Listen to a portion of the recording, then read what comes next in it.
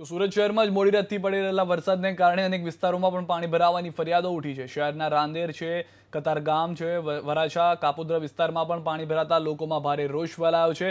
કોર્પોરેશનની pre monsoon કામગીરીની મોડી રાત્રે પડેલા વરસાદે પોલ તમામ રીતે ખોલી દીધી છે અને અનેક સોસાયટીઓમાં વરસાદી પાણી ભરાવાની ફરિયાદો ઉઠી રહી છે।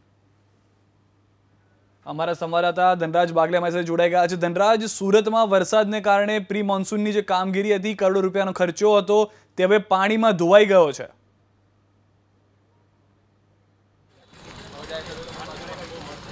जी बिल्कुल, पालिकाना अधिकारीओ जे खर्चो कर्यो हतो ए शून्य साबित थई रह्यो छे, कारण के रात्रि दरमियान भारे वरसाद वरस्यो छे, जेना कारणे 2006 में जे पूरनी स्थिति थई हती एना जे तस्वीरो छे ए ताजा थया छे। दृश्यो बताववानो प्रयत्न करीशुं। आ दृश्यो तमे जोई शको छो, सूरतना अडाजन विस्तारना छे, जे तमामे तमाम दुकान छे पूरग्रस्त थई गई होय ए प्रमाणेना दृश्यो અહીં જોવા મળી રહ્યા છે। જો કે રાત્રિ દરમિયાન ભારે વરસાદ વરસ્યો હતો, જેના કારણે સુરતના અડાજન વિસ્તારનો જે આ રોડ છે એ રોડ પર પાણી ફરી વળ્યા હતા। જો કે પ્રી મોન્સૂન કામગીરી નહીં કરવાના કારણે આ રસ્તા ઉપર પાણીનો ભરાવો થઈ ગયો હતો અને ભરાવો જે નીચાણ વસત જે ગ્રાઉન્ડ ફ્લોરમાં જે દુકાનો આવેલી છે એ દુકાનો અત્યારે હાલ પાણીમાં ગળાડૂબ થઈ ગઈ છે। જો કે લાખો રૂપિયાનું નુકસાન થયું છે। દુકાનદારો સાથે વાતચીત કરીશું। તમે જણાવો, કયા પ્રકારે નુકસાન થયું છે, કઈ રીતે કામગીરી થઈ હશે પાલિકાની? પાલિકાની કામગીરી એકદમ જ ખરાબ છે। કશું જ નથી કર્યું, કોઈ ઇમરજન્સી સર્વિસ નથી રાખી। છેલ્લા કેટલા વર્ષોથી આ પૂરની તકલીફ સુરતમાં આવે છે, આવી રહી છે ને આવતી રહેશે, પણ પાલિકા તરફથી કોઈ જાતની મદદ નથી આવતી। કોઈ ઇમરજન્સી બેસનું કોઈ ટીમ છે નહીં। અમે લોકો પાલિકામાં જઈને દરખાસ્ત કરી કે પાણી ભરાઈ ગયું છે, પંપ આપો, તો ચોખ્ખું કહી કે અમારી પાસે પંપ નથી, માણસ નથી, કંઈ નથી, તમે ખાનગીમાં જે કરવું હોય કરાવી લો, તમને જે તે કરવું તમારે વધારે જરૂર હતો।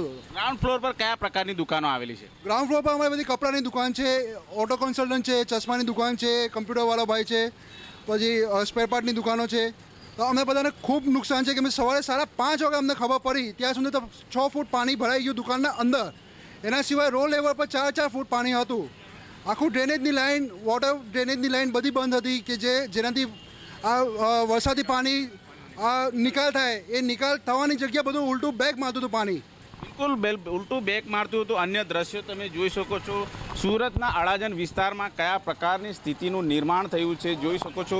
આ જે દ્રશ્યો છે એ લાખો રૂપિયાનો માલ સામાન છે એ પાણીમાં ડૂબી ગયો છે। જો કે કાપડની દુકાન છે, ચશ્માની દુકાન છે, ઇલેક્ટ્રોનિક્સની દુકાનો છે, આ તમામે તમામ જે માલ સામાન છે અડાજન વિસ્તારમાં આ રીતે પાણીમાં ફસાઈ ગયો। 6 ફૂટથી વધારાનું પાણી છે, ત્યારે જે દુકાન માલિકો છે એ તો હજી પોઢ નિંદ્રામાં હશે, પરંતુ આ વિસ્તારમાં જોઈ શકો છો તમામે તમામ જે ગ્રાઉન્ડ ફ્લોરમાં જે દુકાનો આવી હતી એ દુકાનો એ પાણીમાં ડૂબી ગઈ છે। કહી શકાય કે સુરત મહાનગરપાલિકા દ્વારા જે પ્રી મોન્સૂન કામગીરી કરવામાં આવી હતી એ કામગીરી શૂન્ય સાબિત થઈ રહી છે। જો કે પાલિકાના અધિકારીઓ બણગા ફૂંકી રહ્યા હતા કે પ્રી મોન્સૂન કામગીરી આટોપી લેવામાં આવી છે, પરંતુ દ્રશ્યો કંઈક અલગ જ કહી રહ્યા છે।